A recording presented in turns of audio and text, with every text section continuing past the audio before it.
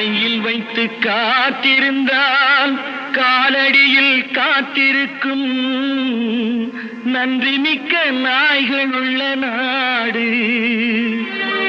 இதில் சொந்தமின்றி பந்தமின்றி வந்த வழி நினைவுமின்றி பிள்ளைகளும் பிறந்திருக்கும் வீடு.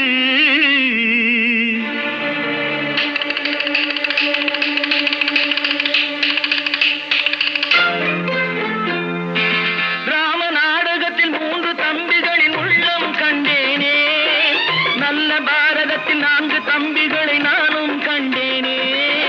ராம நாடகத்தில் 3 தம்பிகளின் உள்ளம் கண்டேனே, நல்ல பாரதத்தில் 4 தம்பிகளை நான்